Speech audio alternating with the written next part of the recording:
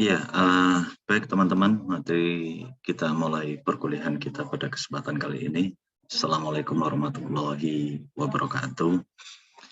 Ya, kembali lagi ya dalam perkuliahan kita kali ini ya, masih meneruskan perjalanan kita sejak awal yang sudah cukup panjang ya. Dan mungkin ini ya hampir-hampir akan di penghujung perkuliahan kita ya. Nah, begini, kemarin kita kalau nggak salah kita udah mempelajari tentang ilmu sosiologi ya, sosiologi. Saya minta kalian untuk melakukan review ya terkait dengan materi yang saya share gitu. Ada beberapa hal yang ingin saya berikan tekanan ya, atau menjawab soal ya kemarin ya, saya lupa ya. Tetapi pada intinya sebetulnya saya minta Anda untuk membaca hal itu gitu, kemudian kalian mempelajarinya gitu. Nah, titik tekan saya kemarin kalau nggak salah ketika kalian harus mengkaji sosiologi, yang pertama adalah pengertian ya. Yang kedua terkait dengan masalah konsep-konsep yang berkelayut dengan sosiologi itu. Apa itu pengertian sosiologi itu? Kemudian konsep-konsep apa yang terkait dengan kajian tersebut gitu ya. Nah, pada dasarnya kalau kita ngomong sosiologi ya, sosiologi itu ilmu yang mengkaji tentang hubungan manusia ya, ilmu yang mengkaji hubungan, kata kuncinya itu hubungan manusia, baik dalam kelompok maupun dalam masyarakat ya, karena hubungan pasti terjadi dalam situasi yang melibatkan bukan hanya satu orang, tapi lebih dari satu orang ya. Kalau kita ngomong kelompok kan ya banyak ya. Kalau ngomong masyarakat kita juga banyak gitu. Kemudian ada berbagai macam konsep yang berkelayut ya di dalamnya gitu. Kalian tentu sudah mempelajarinya seperti ada individu, ada masyarakat, organisasi sosial, status dan peranan gitu, institusi sosial, hubungan individu dan masyarakat ya, dan berbagai macam konsep-konsep yang berkelayut dengan masalah itu gitu. Nah, tetapi pada kali ini kita akan melanjutkan perjalanan kita untuk membahas disiplin yang lain gitu ya, yaitu disiplin ilmu komunikasi. Apa itu ilmu komunikasi, kemudian karakteristiknya apa, kemudian ketika kita mengkaji hal-hal yang terkait dengan komunikasi, maka konsep-konsep yang bergelayut dengan ilmu komunikasi itu apa gitu ya. Hari ini kita akan bahas gitu ya. Saya akan share materi terlebih dahulu.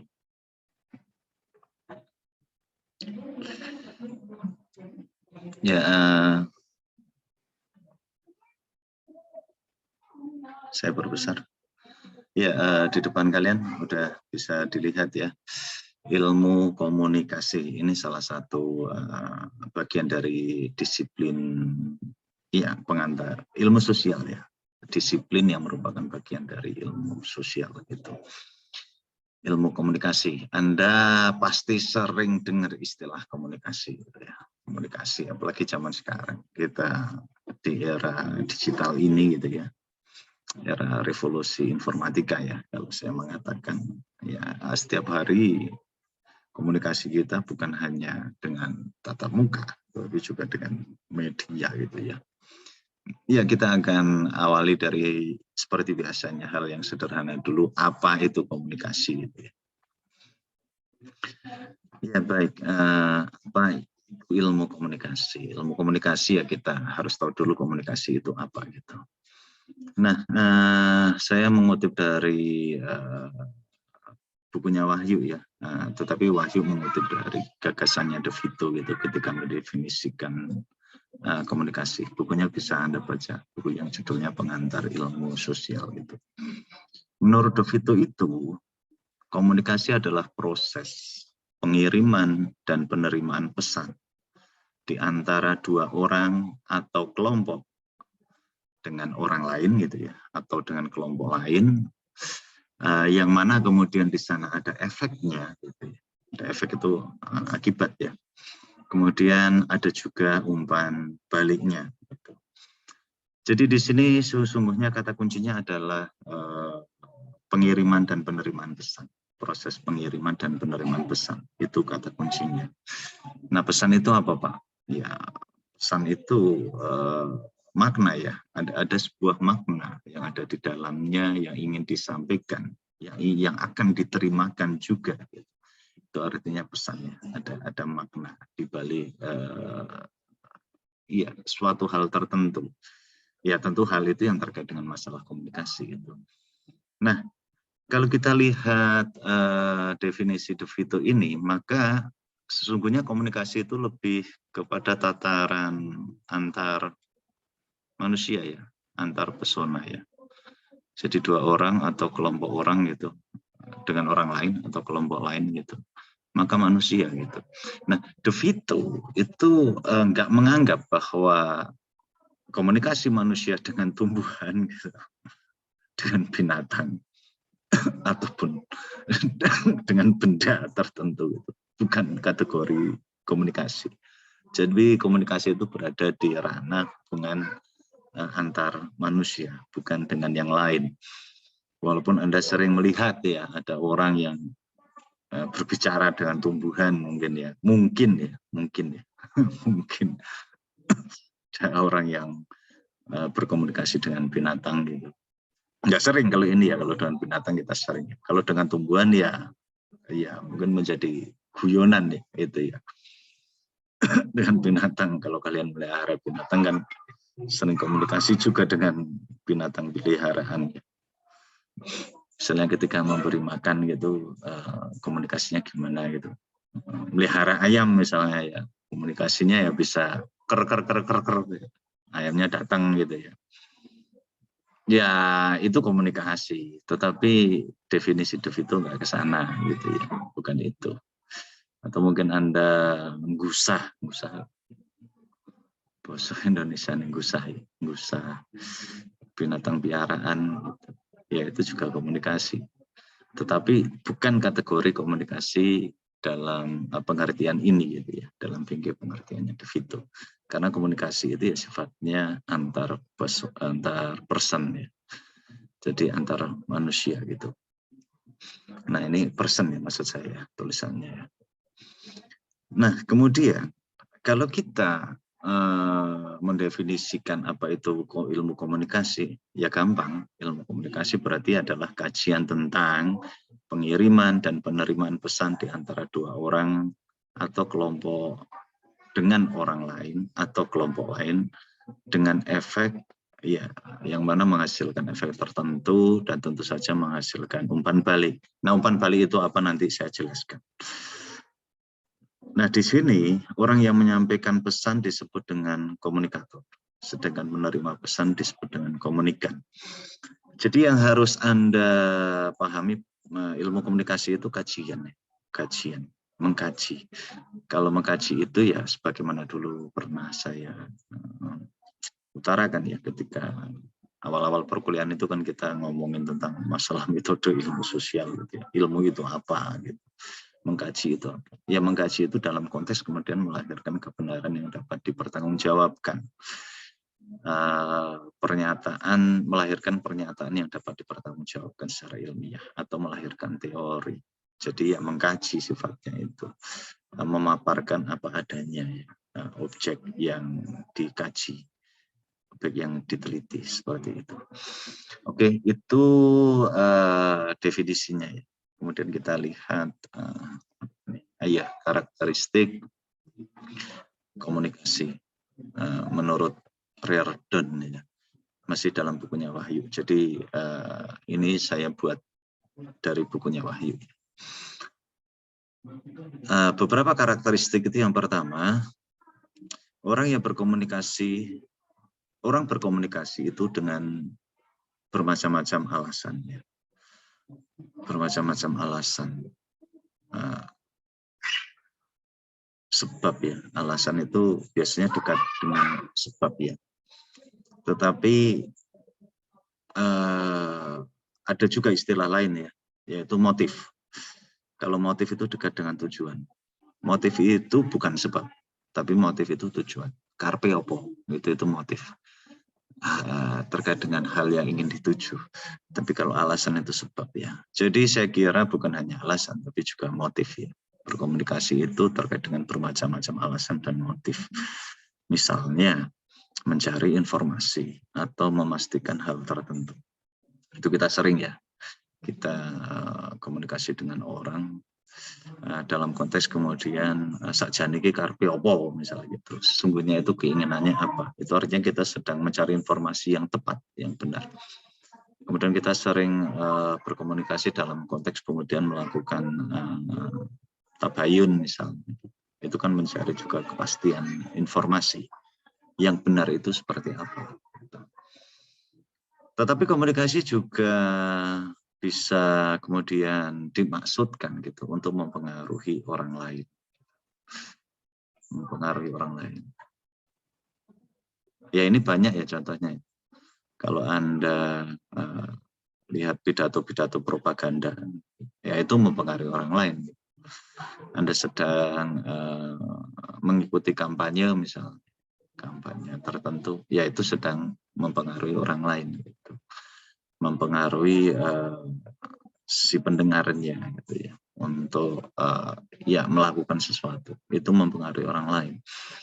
Atau bisa juga kemudian komunikasi dimaksudkan untuk beramah tamah. Ya ini sering ya kalau kita sering ya beramah tamah. Anda ketemu dengan teman gitu misalnya, kemudian Anda senyum misalnya.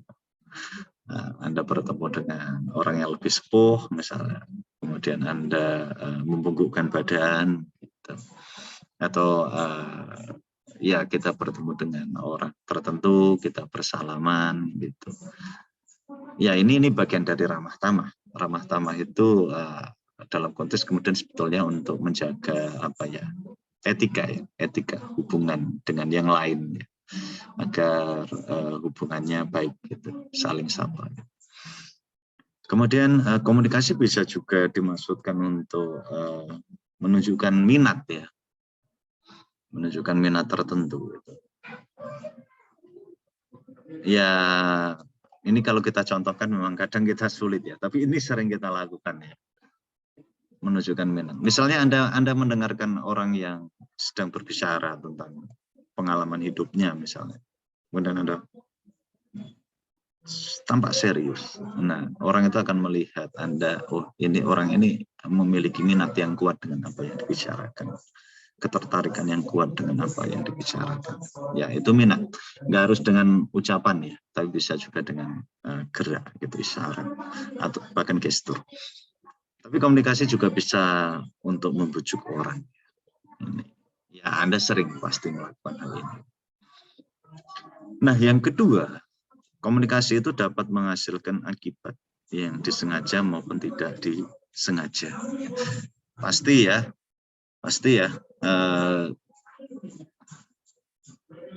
Karena ada pesan, kata kuncinya di sana.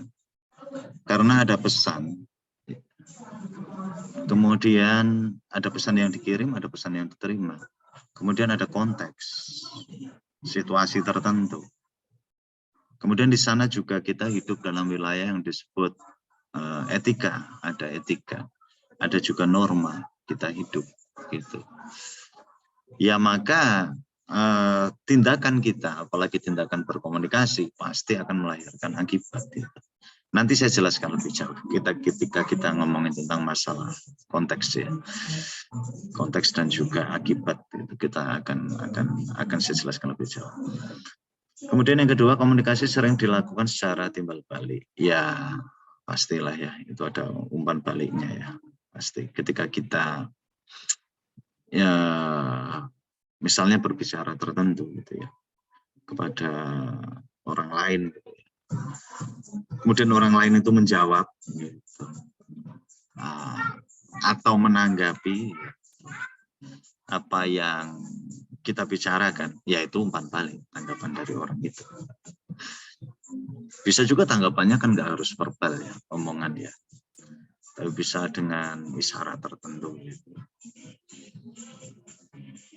Yang berikutnya, komunikasi setidaknya melibatkan dua orang yang saling mempengaruhi tindakan masing-masing. Ya pastilah. Kalau nggak dua orang itu nggak komunikasi, minimal kan dua orang. Kemudian komunikasi yang terjadi tidak selamanya berhasil, betul ya.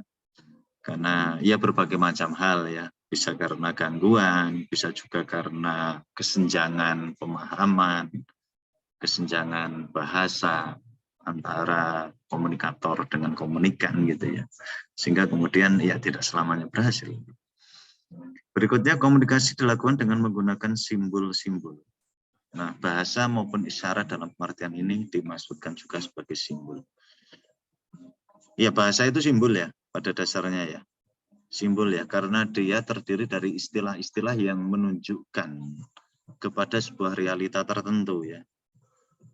Bahasa diciptakan manusia dalam bentuk istilah-istilah untuk merepresentasikan sebuah objek tertentu. Ya maka dia simbol. Pohon di kita bentuknya kayak gini, di kita sebut pohon. Di barat tree gitu. Orang Jawa mengatakan gitu. Ya tree, pohon, wit gitu kan istilah ya yang mengacu kepada ya hijau gini-gini ya itu istilah. Ya itu simbol gitu. Nah, dalam dunia komunikasi itu disebut simbol. Dimasukkan, dikategorikan ke dalam simbol maksud saya. Termasuk juga isyarat ya. Isyarat, gestur tubuh kita, gerakan tangan kita, kedipan mata kita, atau nah misalnya kayak gini, ini kan juga isyarat ya, gitu. Ya itu akan kalau manusia menggunakan isyarat itu artinya dia mengirim pesan tertentu ya. Kalau Anda sedang gini sama orang lain, ya orang lain mungkin melihat Anda apa dia sedang memperhatikan saya atau dia sedang marah. Yaitu mengirim pesan isyarat. Kalau Anda tertawa sendiri di jalan, ya itu isyarat juga. Orang lain mungkin akan memahaminya. Mbuh wong iki kayak ngempu gitu ya. Oke, itu masuk dalam kategori simbol kalau menurut Reardon ya. Oke, sekarang kita ngomongin ya konsep-konsep yang bergelayut dengan komunikasi. Yang pertama adalah sumber penerima. Ya ada sumbernya ya, asal mula pesan itu sumber ya. Sumber. Kemudian ada yang menerima, yaitu pastinya ya. Ada sumbernya, ada yang menerima pesan tersebut. Nah, yang kedua yaitu konsep pengiriman sandi dan pemahaman sandi. Atau pengiriman sandi itu encoding ya. Pemahaman sandi decoding. Tindakan mengirimkan sandi atau pesan sering disebut dengan encoding. Sedangkan tindakan untuk memahami sandi atau pesan disebut dengan decoding. Jadi kan manusia itu berkomunikasi kan memang ya menggunakan simbol-simbol tadi ya. Kode-kode ya pada dasarnya. Menggunakan kode-kode tadi. Nah, kode itu ketika dikirimkan, ya kemudian si penerima akan memahami itu, mencoba menafsirkan hal itu kadang gitu ya. Ya maka itu terjadi kegiatan yang disebut decoding ya.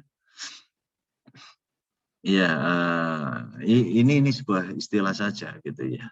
Tetapi ya pembayangan kita memang mungkin cukup sulit karena kita jarang dengar istilah kode mungkin ya, kode atau sandi gitu. Tetapi gampangnya gini.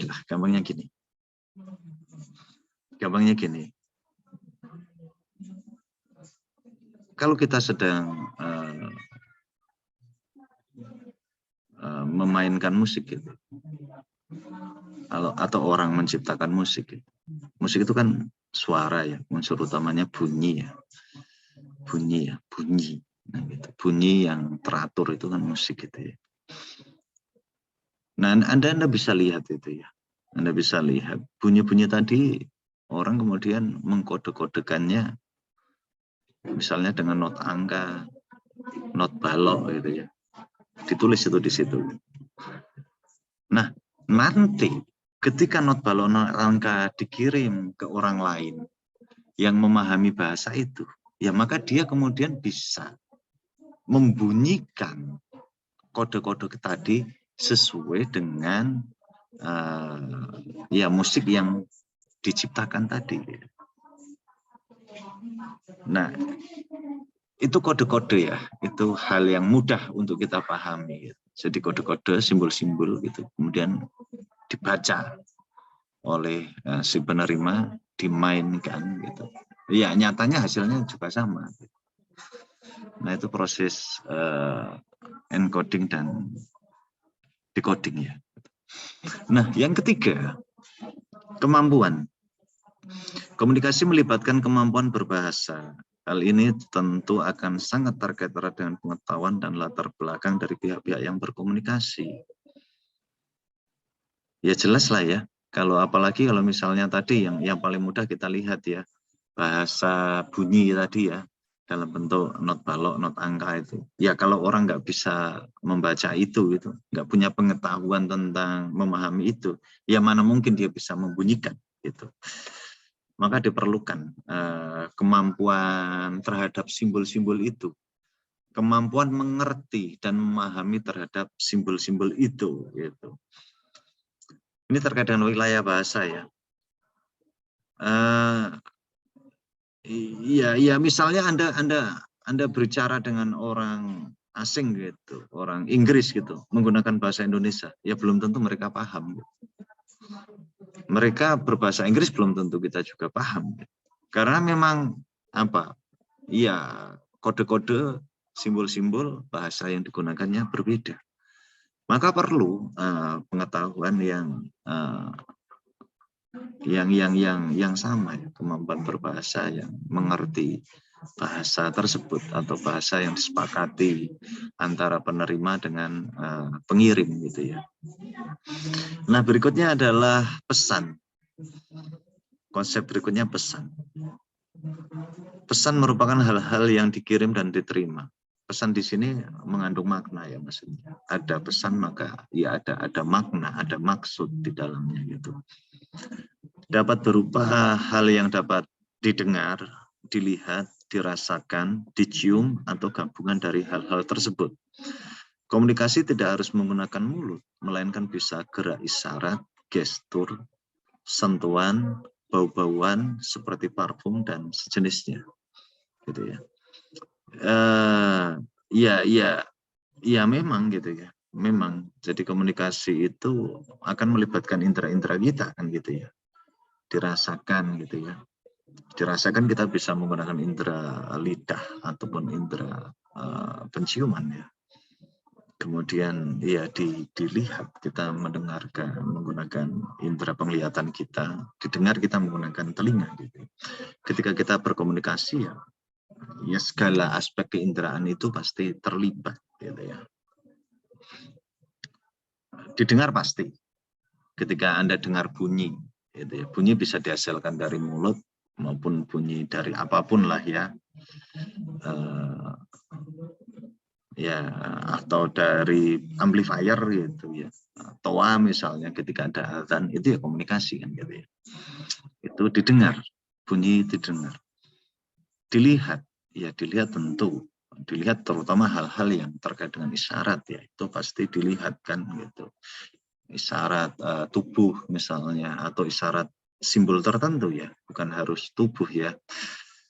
Ketika Anda misalnya di traffic light gitu ya, Anda melihat itu lampunya warna hijau, ya itu isyarat berarti Anda jalan gitu. Ya Anda paham itu gitu. Ketika merah ya kita harus berhenti gitu ya. Ketika kuning ya kita harus hati-hati kan gitu ya. Termasuk juga ketika ada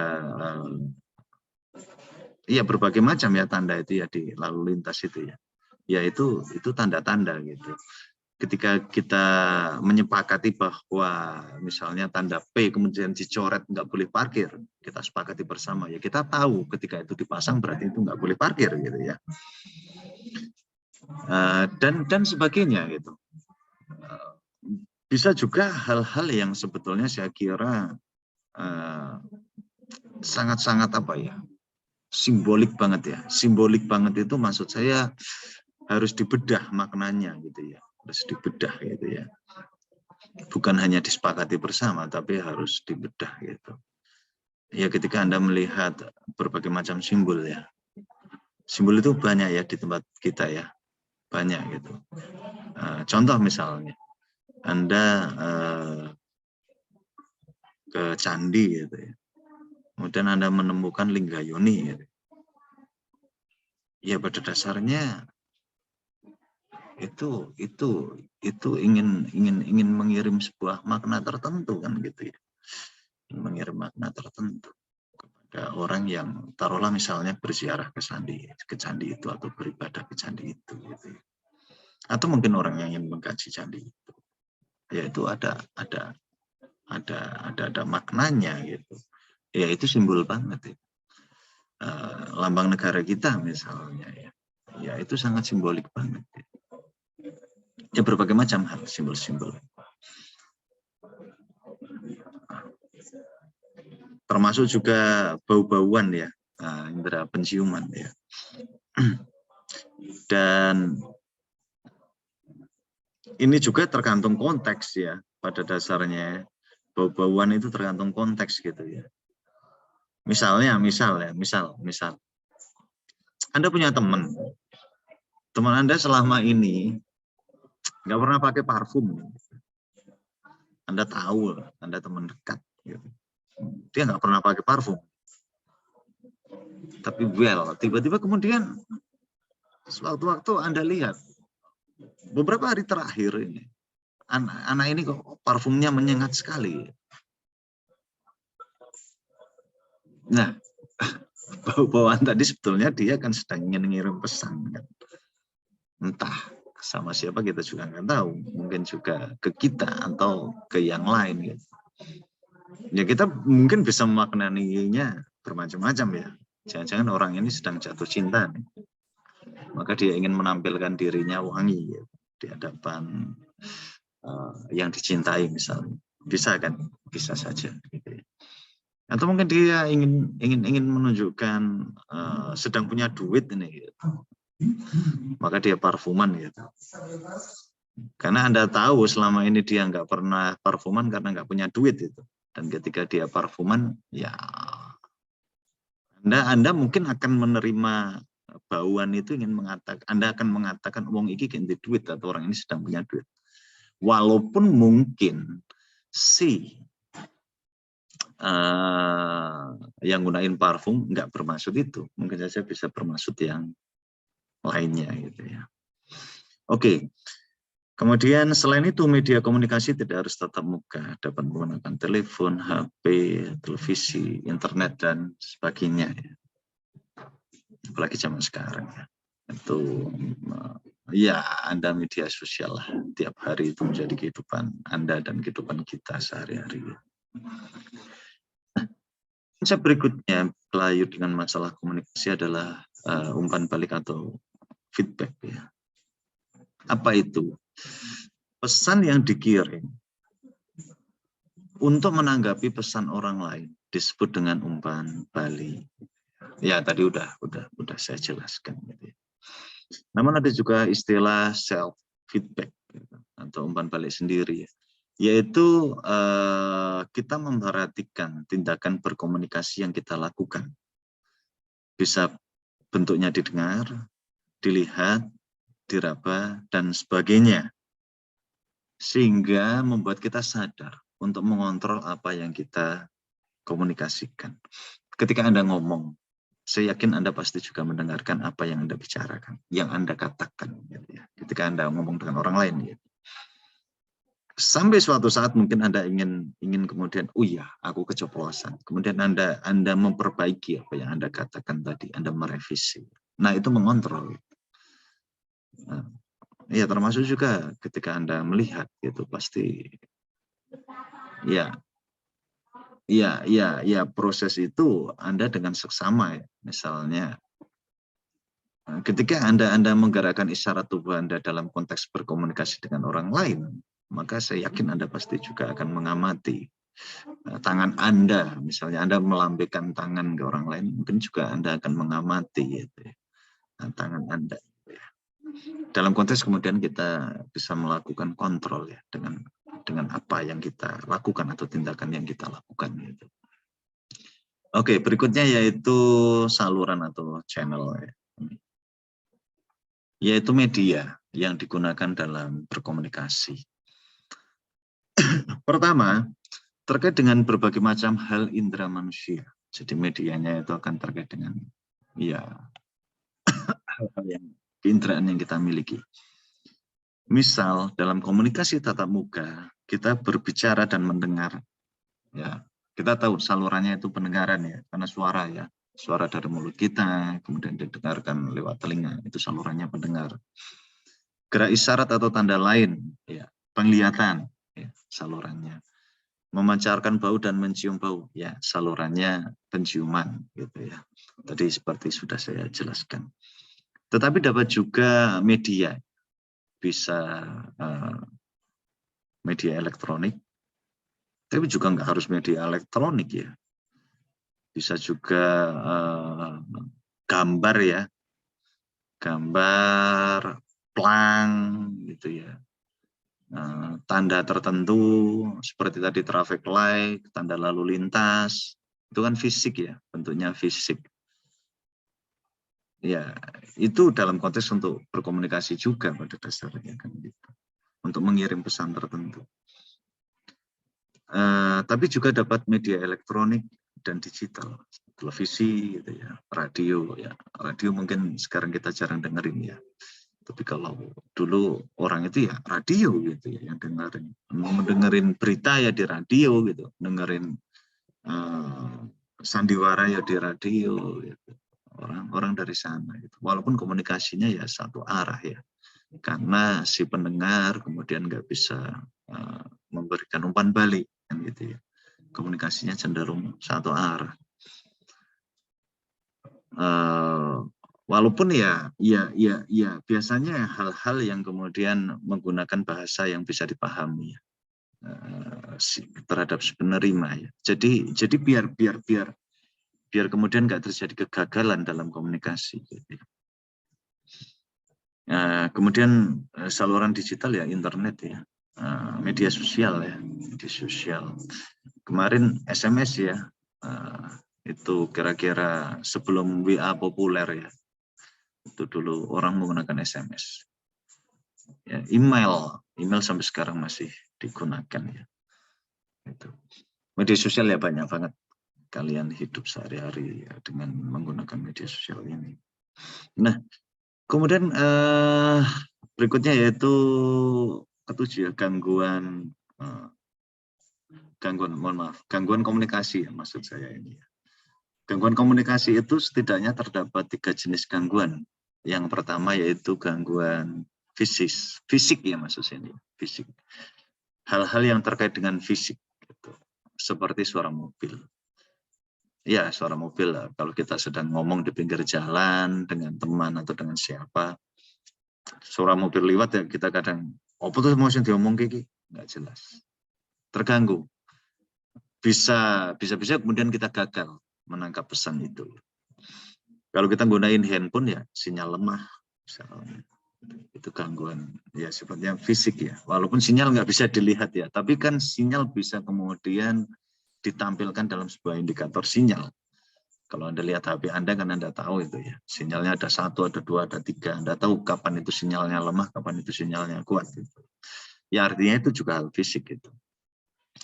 Kemudian ya kacamata hitam. Kacamata hitam.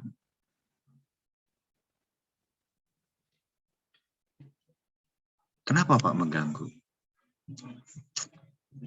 Gini, saya pernah punya teman gitu ya. Ketika dulu kami masih sering ngeband gitu ya. Nah teman saya itu kalau ngeband itu suka menggunakan kacamata. Menggunakan kacamata. Apa alasannya? Iya, dia mengatakan bahwa saya menjadi pede dan menggunakan kacamata. Bukan karena kacamatanya keren. Ya. Tetapi nervousnya dia gitu, yang dapat dibaca oleh si penonton dari mata ya. Ketika kita nervous kan mata itu bisa dibaca ya, dibaca orang. ya maka ditutupi kemudian biar nggak kelihatan nervousnya. Artinya menggunakan kacamata itu untuk menutupi sebuah pesan tertentu yang bisa kemudian ditangkap oleh orang yang melihatnya. Nah, kacamata bisa menjadi alat yang digunakan untuk menutupi tertentu atau bagi si penerima pesan mengganggu untuk memahami ya. Untuk memahami bagaimana sorot mata itu bisa dibaca gitu ya. Kemudian suhu ruangan, pasti ya, suhu ruangan. Kita kalau kuliah kedinginan itu ya, oke, nggak fokus kita. Kita nggak fokus. Ya, itu mengganggu komunikasi antara dosen yang ngasih kuliah dengan mahasiswa yang menerima pesan dari kuliah itu. Kalau bentuk paper gitu ya, misalnya cetakan huruf gitu ya, cetakan kabur gitu, kertas terlipat gitu, atau mungkin kertas sobek, kotor, itu juga mengganggu penyampaian pesan. Ini sifatnya fisik semua. Fisik semua. Selanjutnya, kedua adalah gangguan psikologis. Misalnya adalah prasangka antara penerima pesan dan pengirim pesan sehingga menghasilkan makna yang berbeda.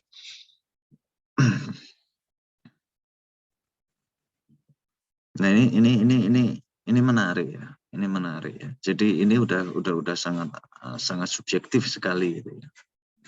Sangat subjektif sekali.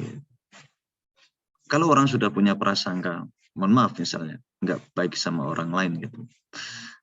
Walaupun dia kemudian menuturkan sebuah kata-kata yang baik ataupun gestur isyarat dalam berkomunikasi yang baik, ya besar kemungkinan kemudian dipahami secara berbeda. Karena orang udah nggak suka dulu. Gitu. Tapi kalau orang suka gitu ya, walaupun mungkin orang suka banget dengan Anda misalnya, walaupun mungkin Anda berkata-kata nuwun sewu misalnya kasar gitu ya, bisa jadi orang tersebut nganggapnya guyon. Jadi kata-kata kasar itu sama dengan guyon. Sementara kalau nggak suka kata-kata mungkin bahkan halus dianggap itu adalah kata-kata yang kasar. Nah ini terkait dengan prasangka. Jadi prasangka itu lebih ke faktor subjektivitas, psikologi dalam diri orang.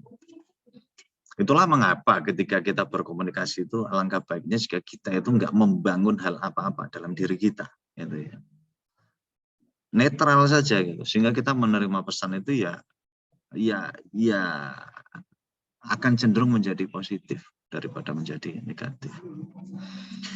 Yang ketiga adalah gangguan semantik terkait dengan penggunaan bahasa yang berbeda, seperti level bahasa maupun kesenjangan budaya bahasa sehingga sulit makna dipahami. Intinya di makna ya, gangguan kebahasaan yang kemudian mengganggu tentang makna, pemahaman atas makna tersebut.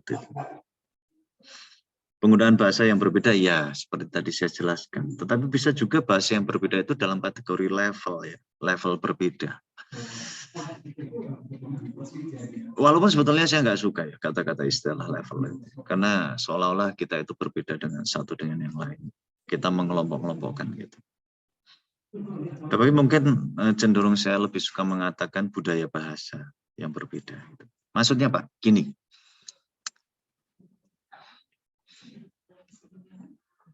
Anda seorang mahasiswa misalnya ya, dengan terbiasa bahasa akademik gitu ya.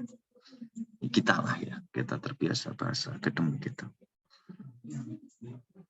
Kemudian Anda berbicara dengan orang awam di kampung Anda dengan cara akademik Anda. Gitu. Ya pasti nggak paham lah. Kecuali orang kampung itu juga anak kuliahan misalnya. Atau orang kuliahan gitu. Ya, iya cenderung kemudian nggak paham lah gitu ya. Nah inilah perlunya sebetulnya komunikator itu berusaha untuk menyetarakan ya level bahasa ketika dia berbicara dengan siapapun. Gitu. Budaya bahasa. Ketika berbicara dengan petani ya bahasalah dengan cara petani. Ketika bahasa dengan kelompok ilmiah ya bicaralah dengan secara ilmiah. Ketika berbicara dengan orang di jalanan gitu, orang jalanan gitu, tanda kutip orang jalanan gitu. Ya, iya dengan bahasa mereka gitu. Hingga akhirnya nyambung gitu. Nah ini budaya bahasa menurut saya. Dari latar belakang apa orang tersebut menggunakan bahasanya. Nah latar belakang itu akan mempengaruhi kemudian bentuk bahasanya. Oke, itu gangguan semantik. Nah, selanjutnya konteks ya. Konteks itu terkait dengan situasi berlangsungnya komunikasi tersebut. Bisa fisik, sosial, psikologis, maupun waktu. Misal, terjadi perbedaan besar antara komunikasi yang terjadi di dalam rumah, waktu rapat, ketika pemakaman atau di makam ya. Kemudian gedung pertunjukan atau sedang terjadi pertunjukan sepak bola misalnya, kemudian stadion ya, stadion sepak bola, konser musik dan sebagainya. Konteks itu sangat mempengaruhi ya, sangat mempengaruhi kita dalam berkomunikasi. Gaya kita berkomunikasi pun juga akan berbeda-beda gitu ya. Kalau kita nonton sepak bola, karena kita begitu semangat mendukung grup ya tertentu gitu, maka bengak-bengok saya kira itu hal yang asik gitu, nggak ada masalah gitu. Bengak-bengok, yuk, ayo serang, yuk, itu hal yang asik kita mau bengok gitu. Tapi bayangkan kalau Anda bengak-bengok pas rapat gitu, well, ya pasti orang kemudian ngapain sini orang ya, ganggu amatan gitu ya. Ya termasuk juga ketika Anda nonton konser itu. Nonton konser yo ora karo nyanyi jinglak-jinglak yo enggak asik kan gitu. Namanya aja nonton konser. Tapi Anda bayangkan ketika ada pemakaman Anda jinglak-jinglak sambil nyanyi. Wow. Ya kacau kabeh saat berduka. Gestur, kata-kata verbal maupun gestur yang semestinya ditunjukkan adalah dalam situasi duka, malah situasi senang. Nah, ini penting memahami konteks dalam komunikasi. Jadi waktunya kapan, tempatnya seperti apa, dalam kondisi sosial psikologis seperti apa, ya itu perlu kemudian diperhatikan. Sehingga kemudian enggak salah maksud gitu ya, antara satu orang dengan orang yang lainnya. Yang ke-9 adalah bidang pengalaman. Komunikasi akan berlangsung efektif jika si komunikator dan komunikan berada dalam bidang pengalaman yang sama. Demikian juga sebaliknya. Pasti. Pasti. Tadi saya sempat ngomong ya. Kalau Anda komunikasi dengan petani, berkomunikasilah ala petani. Yang diceritakan masalah-masalah petani. Karena pengalaman petani ya bertani. Ketika Anda komunikasi dengan petani, tapi yang diceritakan pengalaman Anda sebagai mahasiswa yang setiap hari makan buku dan ilmiah gitu. Ngomong karo petani, ya Pak, kita kuliahnya sekarang 2 SKS Pak. Dalam 1 semester itu ada 24 SKS Pak. Gitu. Setiap SKS itu ada 50 menit Pak, gitu, misalnya. Kemudian nanti kita registrasi Pak ketika akan pergantian semester gitu. Nah biasanya di situ tuh ada maba Pak. Lah Anda ngomong kayak gitu di hadapan petani yang nggak pernah kuliah ya nggak paham dia gitu. Karena bidang pengalamannya beda gitu. Nah ini penting menyinkronkan frekuensi ya ketika berkomunikasi, maka agar pesan kemudian tersampaikan secara pas. Gitu. Banyak ya pengalaman kayak gini ya. Misalnya Anda sedang pergi lebih dari 2 orang misalnya, 4 orang gitu taruhlah.